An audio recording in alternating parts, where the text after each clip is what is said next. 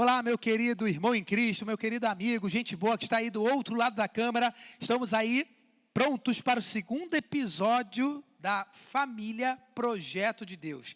Nós temos a plena consciência do alcance que nós temos tido através da nossa primeira aula sobre esse tema que é formidável, né, sobre o professor Maikson, que tem falado aí, servo do Senhor, né, seminarista, e tem nos abençoado tanto com esse tema. Hoje é dia do segundo episódio Família Projeto de Deus. Nós temos a certeza e a convicção do quanto esse tema tem abençoado vidas espalhadas pelo Rio de Janeiro, pelo Brasil, quiçá do mundo. E nós te convidamos a mandar o link, a convidar as pessoas que estão aí ao seu redor, ao seu derredor, longe de você, em outras cidades, em outros estados, em outros países, para que famílias possam ser abençoadas através das Escrituras Sagradas, através da palavra de Deus que é viva e eficaz, que molda o ser humano, que transforma vidas e que nos ensina sobre esse projeto formidável de Deus que é a família. Então, nós queremos convidar nesses primeiros momentos para que você pegue esse link aí e mande para no mínimo 10 pessoas, cristãos ou não, mas que certamente serão abençoadas com esse segundo episódio, e divulgue também o primeiro. Se eu não me engano, nós temos mais ou menos aí 430 visualizações do primeiro episódio. Então, se você está chegando hoje aqui conosco, não deixe de depois, ou em algum momento da sua semana, assistir o primeiro episódio para você ficar em dia, e assim nós teremos mais 2 episódios, o terceiro episódio e o quarto episódio. A gente está preparando aí para o episódio final, o quarto, uma coisa muito interessante, que se você quiser vir aqui ao vivo, na primeira Igreja Batista de Moça Bonita, você poderá participar também ao vivo, fazendo perguntas ao vivo. O pessoal que vai estar pelo YouTube também vai poder enviar as suas perguntas, e o professor Maikson vai estar também, neste momento, no momento do quarto episódio, respondendo a essas perguntas. Uma coisa muito interessante, vale a pena ressaltar aqui com vocês. Durante uma semana, no retorno da nossa escola bíblica discipuladora, e eu afirmo isso com motivo de muito orgulho, tá bom? Para a nossa igreja, para a nossa comunidade de fé, nós tivemos aí, vamos bater hoje com o Vida Discipular 1, temos mais uma classe de Vida Discipular 1 hoje, vamos bater 250 pessoas presentes ao longo da semana, envolvidos na escola bíblica discipuladora, seja no formato online ou seja no formato presencial. Então, só para vocês terem ideia, né, do trabalho que tem sido desenvolvido, os professores, os coordenadores, pessoas que estão vestindo a camisa para que isso aqui possa acontecer. Pessoal por trás das câmeras, na iluminação, pessoal do YouTube, a parte técnica, a parte do computador. Nós somos muito gratos a Deus pela sua vida, pela vida do nosso pastor, dos nossos ministros, de toda a comunidade da primeira Igreja Batista de Moça Bonita, que tem vestido essa camisa, tem sido imparável e realmente tem querido aprender cada vez mais da palavra de Deus, das Escrituras Sagradas. Então, sem mais delongas, nós queremos desejar a você que Deus continue abençoando grandemente a sua vida. Qualquer dúvida, entre em contato conosco. Queremos lembrar que não precisa fazer inscrição, é acessar o link sempre que nós enviamos para você, e você vai ter acesso, tá bom, a essa aula por meio do YouTube da primeira Igreja Batista de Moça Bonita. E, no final, após a quarta aula, nós vamos liberar um questionário, um formulário para que você possa responder, e respondendo esse formulário você vai ter direito a receber o nosso certificado, ok? Então, curta, aproveite, cresça, edifique-se através da palavra do Senhor. Vou convidar o professor Maikson nesse instante, e a palavra é dele para maiores apresentações. Maikson Rodrigues, segundo episódio, Família Projeto de Deus. Deus te abençoe, Maikson. Amém. Obrigado, meu amigo. Olá, meus irmãos. Uma boa noite a todos, com a graça e a paz do nosso Senhor Jesus Cristo. É um prazer imenso retornar para o nosso segundo estudo, né? Mais um encontro na presença de Deus. E eu creio que vai ser uma bênção para a nossa vida, para a nossa família, no nome de Jesus. E eu quero convidar você nesse momento a pegar a sua Bíblia e abrir no Salmo 128. Semana passada nós estudamos o Salmo 127, né? Eu até vou aproveitar para fazer uma pequena recapitulação daquilo que nós já estudamos até aqui, mas antes vamos ler o texto da palavra de Deus no Salmo 128. Então você pode pegar a sua Bíblia comigo, eu estou abrindo aqui também no Salmo 128, e nós vamos ler juntos a palavra do Senhor que diz: Bem-aventurado aquele que teme o Senhor e anda nos seus caminhos. do trabalho de tuas mãos comerás, feliz serás e tudo te irá bem. Tua esposa, no interior de tua casa, será como a videira frutífera. Teus filhos, como rebentos da oliveira, à roda da tua mesa. Eis como será abençoado o homem que teme ao Senhor. O Senhor te abençoe desde Sião, para que vejas a prosperidade de Jerusalém durante os dias de tua vida.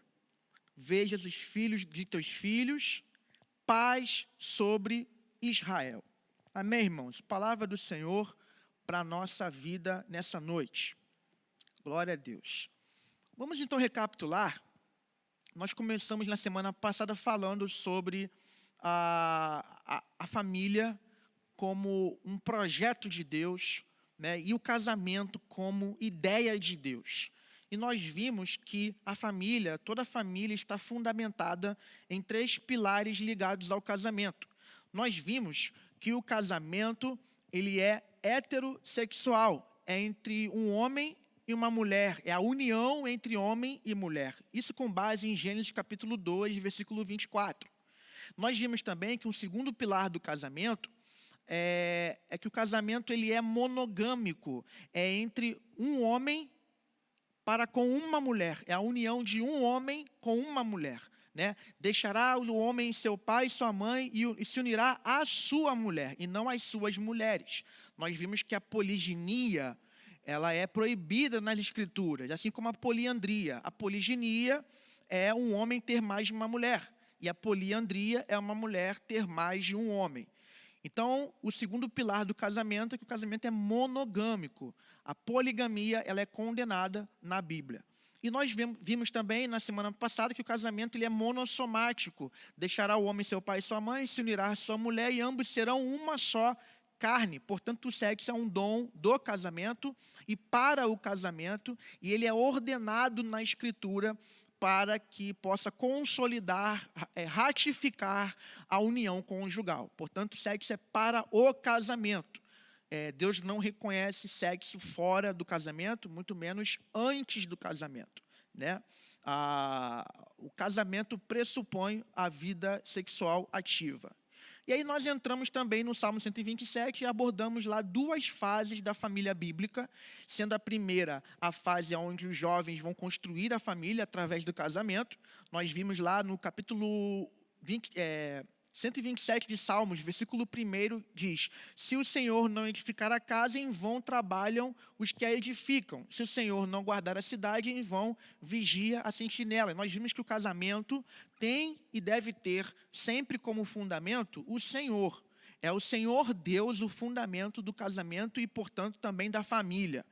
Nós vimos que o casamento não pode ser estruturado em sentimentos apenas, né? Há uma aliança em Deus que é o sustentáculo dessa família, desse casamento. E nós vimos que também é muito importante para o casal priorizar o ser ao ter. Você voltando lá na última transmissão, você vai ter isso mais aprofundado, né? Não podemos colocar o ter acima do ser. É muito importante, antes de pensar em ganhar dinheiro ou tão somente acumular ou até usufruir, é importante você entender que mais importante do que as coisas são as pessoas. Portanto, valorize muito mais a sua esposa ou o seu marido do que o seu trabalho ou o seu sucesso ministerial, ou até mesmo profissional, comercial e assim vai. Nós também vimos que a segunda fase é a chegada dos filhos, né? E na chegada dos filhos, nós vimos que os filhos, versículo 3 de Salmo 127, eles são herança do Senhor, né? O fruto do ventre é o seu galardão, né? Portanto, é a recompensa de Deus para a família, são os filhos. Os filhos são herança do Senhor, são bênção do Senhor, né? Nós vimos que também o filho ele deve ser criado para Deus e para a vida. Nós temos que enviar nossos filhos. Nós não podemos criar uma redoma em torno de nós e tentando sustentá-los ali, mantê-los ali. Eles precisam se desenvolver, eles precisam crescer, eles precisam ser enviados para poder cumprir o propósito que Deus tem na vida deles, constituindo família, servindo a sociedade, abençoando o povo de Deus e vivendo para a glória do Senhor. E nós também vimos que é muito importante nós cuidarmos dos filhos durante a sua infância e adolescência, preservarmos o seu coração, acompanharmos o seu crescimento e desenvolvimento, sermos ativos, presentes e sermos pessoas de fato que dão afeto, que cuidam, que amam, que são pessoas realmente vitais na vida deles, exemplo de espiritualidade, exemplo de ser humanidade para eles, que isso tem uma consequência, uma colheita no futuro, né? Você planta afeto, cuidado, amor e presença, você colhe lá na frente, quando você chega à sua velhice, esse mesmo afeto, esse cuidado, esse amor, essa presença, eles também vão cuidar de você, porque foram cuidados por você da maneira que Deus ordena em sua palavra. Muito bem, agora nós vamos entrar então na parte 2, quando nós começamos o capítulo 128. Salomão escreveu certamente o Salmo 127, mas o Salmo 128 ainda há uma dúvida, uma discussão se foi ele o autor. Independente disso, irmãos, eu creio que não foi em vão ou não foi à toa, por acaso, que o cânon foi fechado dessa forma, onde o Salmo 127 tem esse texto do rei Salomão, e o Salmo 128 vem logo na sequência, trazendo complementações de ensinos para a família. Para mim, os dois salmos são salmos voltados para a família. Cânticos que eram entoados em Israel, mas que exaltavam a Deus e, ao mesmo tempo, declaravam a palavra de Deus, o ensino e o conhecimento de Deus acerca da família para o mundo, né? Uma expressão de louvor e uma expressão teológica sobre a família bíblica.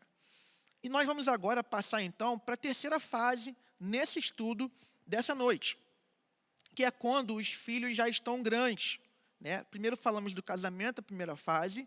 Na segunda fase vem os filhos nascem. E agora, na terceira fase, os filhos já estão grandes. Vamos para o capítulo 128, versículo 1. E eu vou passar a ler agora na versão Nova Almeida atualizada, que é bem próxima da versão que eu acabei de ler aqui e utilizar para os irmãos, com os irmãos. Bem-aventurado aquele que teme o Senhor e anda nos seus caminhos. O casamento, lá no Salmo 127, versículo 1, começa com Deus como construtor. Ele é o edificador, o fundamento da família. E agora, no início do Salmo 128, a ideia continua a mesma. O Senhor permanece sendo a base dessa família quando os filhos crescem. Então, irmãos, nós temos aqui o retrato de uma família que começou bem lá atrás, no Salmo 127, versículo 1, e no Salmo 128, versículo 1, ela continua bem. Geralmente, aquilo que começa bem, continua bem. E a tendência é que aquilo que começou bem e continuou bem, vai terminar bem. É a tendência. Agora, quando já começa duvidoso, quando já começa conflituoso, quando não há sinergia, não há consonância, quando não há unidade de propósitos, não há valores, alvos, aí começa errado. E a possibilidade de terminar errado é bastante significativa. Tem um livro de um autor americano chamado Jaime Camp. Ele é conselheiro conjugal e familiar, e ele vive aqui no Brasil, constituiu família no Brasil, casou com uma brasileira, onde ele vai dizer que, segundo algumas estatísticas, 75% dos casamentos mistos dão errado. O que não significa que dois crentes casando necessariamente vai dar certo. Às vezes também dá errado. Não basta casar, é necessário permanecer casado e com qualidade. É um ponto que eu queria destacar para você, que está me assistindo aqui nessa nossa transmissão. Irmãos, tem muita gente que tem orgulho de dizer, eu tenho 30 anos de casado. Mas a pergunta não é se você apenas tem 30 anos de casado, mas a qualidade desse casamento. Esses 30 anos são 30 anos bem vividos, 30 anos de promoção do amor, da harmonia, da alegria, da comunhão, do prazer, do deleite, ou são 30 anos empurrando com a barriga? Então, nós temos que perceber que casar não é o suficiente. A cerimônia de casamento é linda. O evento é maravilhoso. Só que, irmãos, mais importante do que casar é permanecer. Assim como mais importante do que crer no Evangelho é permanecer crendo. Porque não importa se eu comecei de um jeito, eu vou terminar de outro, não vai adiantar de nada. Eu preciso começar e permanecer. Isso é cristianismo.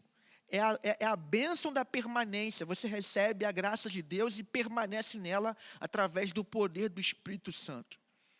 Então, crentes casam e às vezes dá errado também, mas a estatística aqui, eu queria ressaltar, do livro do Jaime Kemp, é que 75% dos casamentos mistos, que são casamentos entre cristãos e não cristãos, pessoas que são crentes casando com pessoas que não são crentes, 75% desses casamentos dão errado. Imagina você que você tem que trabalhar num outro estado, em São Paulo, tem que trabalhar em Campinas, e você precisa pegar o avião semanalmente, fazer a ponte aérea Rio-São Paulo, Galeão, Campinas, né? Ida e volta, Galeão, Campinas, Campinas, Galeão. Imagina que você tem que pegar esse avião toda semana e você descobre no noticiário que aquela companhia ao qual você vai usar aquele avião, no último ano, 75% das aeronaves caíram. Você imagina só, lógico, né? Eu estou sendo hiperbólico ao quadrado, ao cubo, sei lá, mas é só para você ter uma dimensão do que nós estamos tentando ilustrar aqui. Você pegaria esse avião, lembrando, 25% não cai, mas 75% cai. E você tem que pegar toda semana para fazer a ponte aérea para trabalhar em São Paulo. Você pegaria esse avião?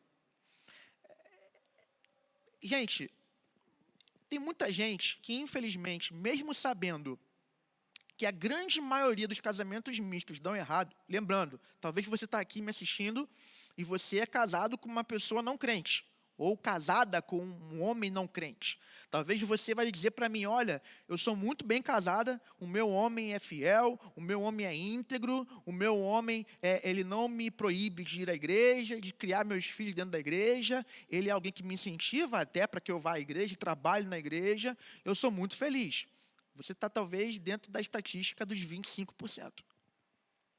Mas existem, de 100, 75 casamentos mistos dão errado.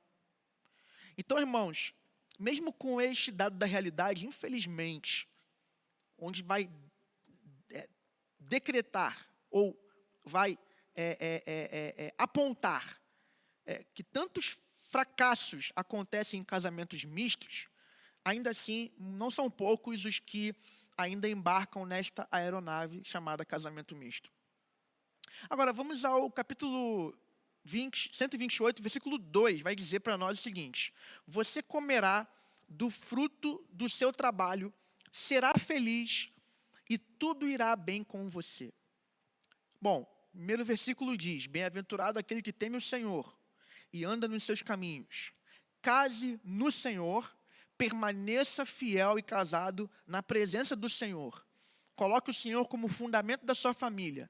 Estabeleça vínculos profundos com o seu cônjuge na presença e debaixo da vontade de Deus e na revelação da palavra de Deus. E a promessa de Deus para a sua vida é que você irá bem. Você vai comer do fruto do seu trabalho, você vai ser feliz. Na aula passada nós vimos que esse homem colocou o dinheiro na proporção certa. Ele fez a escolha do ser antes do ter. Não entrando na loucura da usura, né, que é você reter, acumular e não desfrutar, né, a avareza, nem entrando na cultura do consumismo, que é você esbanjar, se exibir, nem entrando na loucura da ganância, que é você querer ter a qualquer custo, não importa o meio que você vai utilizar para ter. Então esse homem, ele não está optando por levantar de madrugada, repousar tarde, comer o pão de dores, como você vê no versículo 2 de Salmo 127. Com essa família já constituída, a perspectiva é essa: deleite, felicidade e prosperidade. Presta bem atenção no texto bíblico. Salmo 128, versículo 2. Você comerá do fruto do seu trabalho. Comer do fruto aponta para um deleite. Você tem fome e há um fruto à tua disposição. Você come dele, ou seja, você se satisfaz com aquilo que você tem. Então está apontando para um deleite, para um contentamento. Você será feliz, está falando de felicidade. E tudo te irá bem, está falando de prosperidade. Vamos pensar um pouco mais nesse versículo? Nós podemos ainda perceber uma grande virtude na vida deste homem, que é a integridade. É um homem íntegro. É um homem que vai comer do fruto do seu trabalho, nada de propina.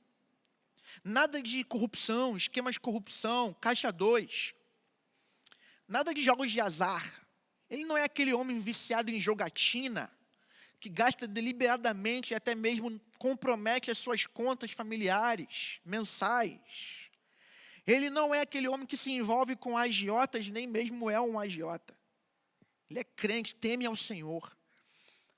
Uma vez eu estava vendo no Facebook um meme, né? Tem muito meme no Facebook. Hoje em dia eu uso o Facebook muito para ver memes e deixar algumas reflexões lá, alguns conteúdos voltados para a palavra de Deus, para a edificação das pessoas.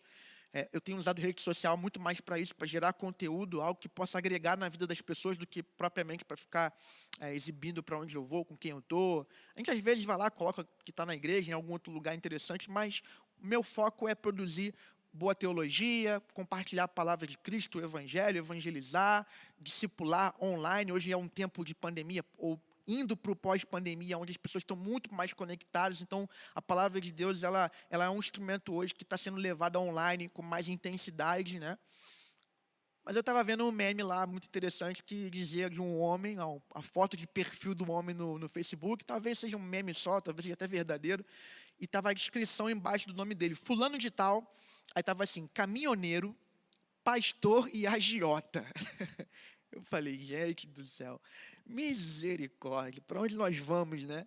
O homem é caminhoneiro, pastor e agiota. Não dá, né, irmão? Pelo amor do Pai, misericórdia, né? Mas veja, o cristão ele não se mete com agiota, ele não é agiota, ele não empresta 100 e cobra 110, ele não faz isso. Esse homem que teme ao Senhor e que come do fruto do seu trabalho, ele vive o que a Bíblia vai chamar de contentamento. E ele busca o melhor para a sua família por meios honestos, justos e dignos. Este homem ou esta família, talvez, eles não serão ricos. Mas a sequência do texto nos mostra a consequência da integridade, que é felicidade. Você acha que esses homens envolvidos aí com corrupção lá em Brasília, ou na tua empresa, ou na tua vizinhança, você acha que esses homens dormem em paz?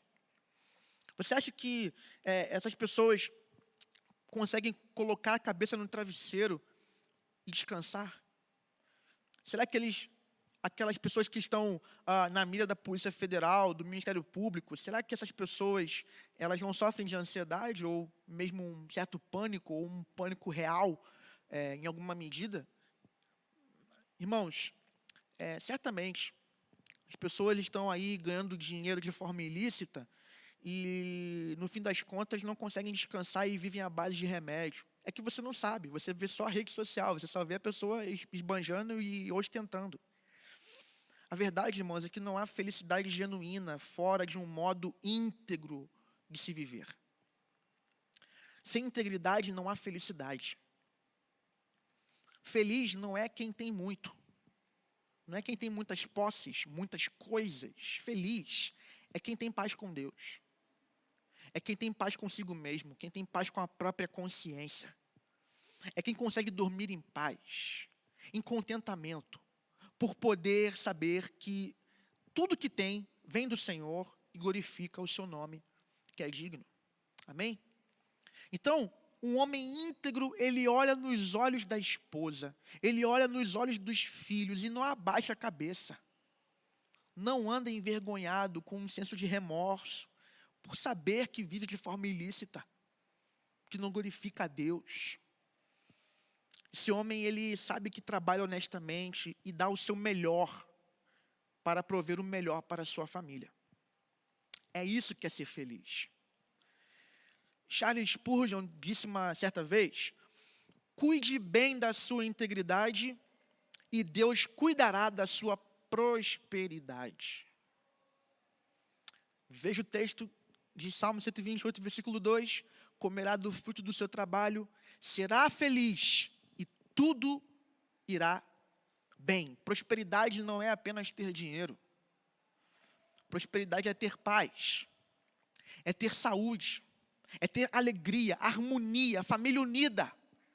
É ter a bênção de Deus sobre sua vida de modo holístico, inteiro, integral, pleno, absoluto. Versículo 3, a palavra de Deus vai dizer: sua esposa, no interior de sua casa, será como a videira frutífera. Seus filhos serão como rebentos da oliveira ao redor da sua mesa. O casamento, então, é feliz e os filhos florescem num clima de união. 2 pontos nós podemos aqui destacar. Percebam que a mãe, ela está ocupando um lugar fundamental. É como um elo que une a família. E a mulher recebeu de Deus essa graça, essa bênção de ser agregadora.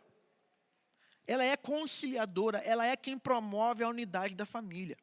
Eu sou filho, eu tenho uma relação com meu pai e com a minha mãe. E lógico, eu não quero desonrá-los de forma alguma, nem desagradá-los, eu não quero estar em litígio com nenhum dos dois. Mas, irmão, uma coisa é como eu olho para o meu pai, outra coisa é como eu olho para a minha mãe. Com a minha mãe eu não quero estar em litígio em hipótese alguma, porque eu tenho uma relação que é desde o ventre. Então Deus deu a graça para a mulher, para a esposa, para a mãe, para ser a conciliadora, a agregadora, aquela que consegue juntar os filhos debaixo das suas asas. Vou te dar um exemplo. A família em que o pai morre primeiro, ela tende a continuar se juntando em torno da mãe. Porém, a família em que a mãe morre primeiro, tende a não se juntar mais, a dificuldade é muito maior. Pode até acontecer, mas não é via de regra. Agora, a mãe, via de regra, consegue manter os filhos debaixo das asas, mesmo com a ausência do pai. Até mesmo, você pode perceber na sociedade, a maioria das famílias hoje, em que há divórcio, e o pai abandona a família, vai embora, não quer assumir a criação dos filhos, os filhos são amparados pela mãe, a mãe se desdobra, ela vira uma super mãe. Ela vira uma PAM, né? Pai e mãe. Agora, o pai tem mais dificuldade de fazer isso, quando acontece no lado oposto, né? No sentido oposto. Agora, quando há a morte, que é o caso que eu estou querendo ilustrar aqui, há uma cultura, talvez até inconsciente da família, em que, de fato e de verdade, quando morre-se o pai, a família continua se juntando em torno da mãe. Mas quando morre a mãe, há uma dificuldade de se juntar a família em torno do pai. E um outro ponto fundamental que nós podemos refletir aqui é acerca da expressão da mesa. Veja comigo de novo o versículo 3. Sua esposa, no interior de sua casa, será como a videira frutífera. Seus filhos serão como rebentos da oliveira, serão frutíferos ao redor da mesa. Tem mesa na sua casa? A família fica ao redor da mesa? Você já abriu mão da mesa? Por que a mesa é importante? Porque a mesa propõe o olho no olho. É o face to face, diferente do Facebook, do YouTube. Irmãos, nada de prato para o quarto. Existe uma cultura hoje em muitas famílias. As pessoas hoje não tem mais uma mesa para jantar, para tomar café, para almoçar. Muito, muito raramente acontece nas festas de final de ano, mas ainda assim, hoje em dia, isso está sendo cada vez mais arrefecido na nossa cultura, até mesmo cristã. A mesa, será que tem mesa na sua família, na sua casa? Irmãos, a família pressupõe comunhão. A família representa essa relação da trindade, de comunhão mútua, uns aos outros. Pai ama o filho ama o Espírito Santo, o Espírito ama o Pai, o filho ama o Pai, o Espírito ama o filho. Ou seja, essa sinergia, essa comunhão, essa mutualidade de amor, de entrega de si para o outro. Deus é uma família em si, a Trindade é familiar. E a igreja é uma comunidade formada de famílias, de pessoas que precisam viver a plenitude no próximo, no outro. E não há ninguém mais próximo de nós do que o nosso esposo, nossa esposa, nossos filhos. Não é verdade? Você tem amizades até profundas na igreja, no trabalho, na faculdade, mas aonde você tem um relacionamento muito mais profundo, que tem origem de muito mais tempo, e no caso dos filhos para os pais, desde o seu nascimento, é na família. A família pressupõe comunhão, a casa pressupõe a mesa. Mesa é lugar de comunhão, é lugar de acerto, é lugar de prestação de contas relacionais. A mesa é lugar de renovo da paz, é o lugar do diálogo, é o lugar dos sorrisos. A mesa é o lugar da família. Não tem como você, na mesa, ficar de cabeça baixa. Até vale aqui uma reflexão, porque muitas pessoas até dizem, não, nós temos uma mesa. E elas sentam na mesa e ficam em silêncio. Por quê? Porque não há mais comunhão, não há mais diálogo, conversa, alegria, prazer de estar com o outro, com aquele que diz amar. Não, chegou na mesa, irmão, esquece o celular. Viu, adolescente? Viu, jovem? Esquece o celular. Marido e esposa, olho no olho. Filhos e pais, olho no olho. Conversar, celebrar a vida, falar sobre Deus, agradecer juntos, orar juntos. Amém? Então vejam que a esposa, ela está na casa e os filhos estão frutificando ao redor da mesa. Então esse homem plantou lá atrás um casamento tendo o Senhor Deus como fundamento. Ele compreendeu que as pessoas valem mais do que as coisas. Ele recebeu os filhos como herança do pai. E como seu galardão, a sua maior recompensa nessa vida. E ele continua temendo a Deus e trabalhando honestamente, comendo com alegria do fruto do seu trabalho. Ele agora está colhendo uma família que vive comunhão profunda, união plena. E sabe o que significa tudo isso? Felicidade. Até agora, o que nós estamos lendo na Bíblia, no capítulo 127 e no capítulo 128, o que estamos lendo é um projeto de Deus para você, para a sua família, para a sua casa, para mim, para a minha família, para a minha casa. Felicidade. Felicidade não tem a ver com coisas, tem a ver com gente, tem a ver com amor experienciado, materializado, vivido, praticado, recebido, doado. Felicidade é ser com aqueles aos quais Deus nos deu como presente, que são nossos pais, nossos filhos, nosso cônjuge. Versículo 4. Eis como será abençoado o homem que teme o Senhor. Mais uma vez, eis como será abençoado o homem que teme o Senhor. O texto não está dizendo, eis como será abençoado o homem mais rico, ou mais famoso, ou mais inteligente, ou que alcançou o mais alto escalão social da cidade. Está dizendo, eis como será abençoado o homem que teme o Senhor. Agora, para a gente poder caminhar para o final, vamos passar para a última fase da família bíblica, que são os versículos 5 e 6, que é a fase dos netos. Se Salomão escreveu os 2 capítulos dos Salmos, 127 e 128, podemos dizer que ele vai do casamento, lá na juventude, e ele passa até a fase da velhice, com a chegada dos filhos, dos seus filhos, os netos. Então ele está falando do começo ao fim da jornada. Veja comigo o versículo 5 e 6. Que o Senhor o abençoe desde Sião, para que você veja a prosperidade de Jerusalém, durante os dias de sua vida, e veja os filhos dos seus filhos, paz sobre Israel. Então ele sai do contexto da família, o contexto privado, e ele avança para o contexto da cidade, contexto público. Uma família abençoada, unida, temente a Deus, que possui valores. É uma família que ilumina o mundo, salga a terra e faz com a sua influência, ela faz com que sua influência transborde no bairro e na cidade.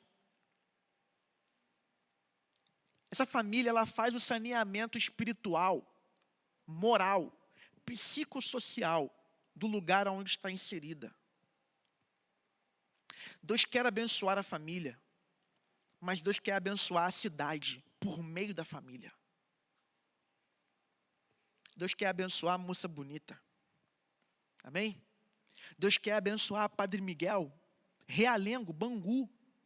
Ele quer abençoar a Zona Oeste, Ele quer abençoar a Zona Norte, Zona Sul, subúrbio. Ele quer abençoar o estado do Rio de Janeiro. Ele quer abençoar o Brasil através da família. Dizem aí que Davi ganhou Israel e perdeu a sua família. E que Noé perdeu o mundo e ganhou a sua família. Só que provavelmente Deus tensiona neste texto que pretende ganhar gente de todo o mundo através de nós e da nossa família. E finalmente, no versículo 6, perceba comigo a expressão os filhos dos seus filhos. Paz sobre Israel. Eu ainda não cheguei nem a ser pai. Quanto mais avô, né? Lógico. Mas eu ouvi o pastor Hernandes Dias Lopes falar que algumas pessoas que têm esse privilégio, elas costumam dizer que neto é filho com açúcar. Os pais mais bravos são amansados, né? Eles amansaram. Agora, o filho, ele não podia encostar na mesa, mas o netinho sobe na mesa e o vovô acha até graça. O melhor conceito de avô que eu já ouvi é esse. Avô é um burro bravo, que o pai amansa para o neto montar. Assim, eu não sei, eu ainda preciso passar pela fase de ser pai, né? Falta muito chão para mim, muito chão. Mas quem sabe o Senhor me dá essa graça, essa bênção de poder ter esse privilégio de ver os filhos dos meus filhos. Mas brincadeiras à parte, é um privilégio. E que privilégio, não? É um privilégio, irmãos, você ver os seus filhos crescerem, se desenvolverem e te dando netos. Fala para mim, você que é vovó, você que é vovô, tem alegria maior de ver aquele bebezinho, aquela criancinha correndo para lá e para cá? Te dá um senso, sabe, de satisfação em Deus, sabe? Deus é generoso, Deus é bondoso, Deus é um Deus que abençoa as famílias. E nós temos ainda aquela pessoa que consegue ver os filhos dos filhos dos filhos de seus filhos, os bisnetos. Aí a bênção é 7 vezes mais. É muita graça de Deus. Agora, irmãos, a despeito de termos esse privilégio de vermos a nossa descendência se perpetuando na terra, talvez quem está assistindo a gente está na mesma condição que a minha. Não tem filhos. E não é porque não quer. É porque talvez uma contingência da vida, de ordem de saúde, né, até de ordem financeira, essa pessoa não está conseguindo agora ter filhos. Principalmente no caso de saúde, que é o meu caso. Minha esposa, como eu falei semana passada, ela está lutando aí contra uma doença chamada endometriose. Tem feito tratamento e, por enquanto, a gente ainda não teve ainda a bênção do Senhor sobre nós para gerar filhos biológicos. Como é que funciona nesse tipo de situação? A adoção é uma alternativa muito importante, muito viável e bíblica. Lembrando que nós, cristãos, somos filhos de Deus por adoção. Nós fomos adotados na família de Deus. Antes de Deus nos gerar em Jesus, Ele nos adotou como filhos por meio da obra de Jesus na cruz do Calvário. A Bíblia diz que nós recebemos o espírito de adoção de filhos que clama Abba, Pai, papai, que é a expressão aramaica paizinho, que é a expressão que Jesus utilizava para com Deus. Papai, Abba, Pai. Então, a adoção, ela tem uma fundamentação teológica profunda e ela pode se concretizar na vida de um casal que tem dificuldade de ter filhos. E a diferença do filho adotivo para o filho biológico é só uma: planejamento. O filho adotivo pode vir no tempo em que o casal se organizar e quiser e puder. Já o filho biológico, muitas vezes, ele vem quando menos se imagina, quando menos se espera, não é verdade? Quantos casos de pessoas que engravidaram e não estavam esperando? Pois é, isso pode acontecer. Mas o filho adotivo é uma escolha deliberada e propositada com base no amor. Ninguém tem filho adotivo para poder usar a criança, o filho, como um objeto de consumo, depois descarta. Não existe isso. E quem pensa assim dará conta diante dos juízos de Deus, mas muitas vezes diante dos juízos dos homens. A verdade é que a maioria das pessoas, grande parte delas, para não dizer todas elas, adotam por amor, para dar amor, para poder criar essa criança de maneira íntegra. Agora, nós temos também uma outra realidade, que é a realidade de gerar filhos espirituais. É uma realidade mais ligada com a igreja, uma realidade mais eclesiástica. Eu tenho desfrutado disso com a minha esposa já tem muito tempo, alguns anos.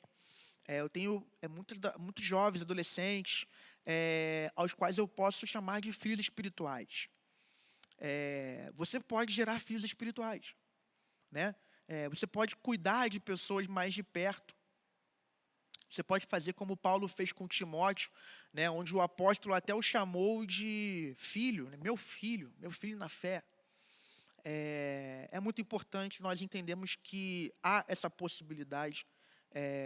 Para você que não tem filhos ainda, você pode, de repente, cuidar de pessoas na igreja, né? Inclusive, hoje, existem pessoas que têm adotado idosos, né? Idosos que estão desamparados em suas famílias, né? Estão sofrendo nos asilos, e tem pessoas que têm feito isso. E eu acho que é um ato de amor, um ato generoso, um ato de pessoas humanas que amam o ser humano, portanto, amam aqueles que Deus ama, porque Deus ama as pessoas também. Então, são possibilidades. Né? Essa é menos comum, né? Menos usual, mas é uma possibilidade. O importante é você amar, o importante é você acolher, o importante é você gerar a vida de Deus na vida do próximo. Então, nós concluímos o estudo de hoje desejando que Deus possa nos ajudar a fazer com que nós possamos investir em nossa família e que Ele nos dê graça para que ela seja um farol que brilha a vida de Deus, a vida do alto neste mundo. Que nossa família seja uma bênção e que nós possamos ver a bênção do Senhor em nós e na sociedade por meio da família, incluindo a nossa igreja.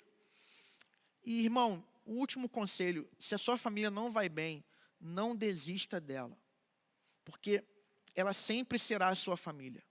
Não tem como você sair da família e arranjar outra família. É essa família que Deus te deu. Então, lute pela sua família. Ore pela sua família. Invista na sua família. O tempo que o Senhor permitir, faça isso. Dê o seu melhor por eles. Com isso, nós vamos encerrar mais um estudo. E eu agradeço você que nos acompanhou até aqui. E eu aguardo você na semana que vem, onde nós vamos tratar dos papéis da família, os papéis do marido, da esposa, do pai, da mãe, dos filhos. Vamos falar da relação de trabalho, vamos fazer uma reflexão com base no texto de Efésios, capítulo 5, versículo 22, até o capítulo 6, versículo 4, mais ou menos esses versículos do capítulo 6 de Efésios. E eu aguardo você na próxima semana, em nome de Jesus. Deus abençoe, e Deus abençoe também a sua família. Tenha uma boa noite e até semana que vem.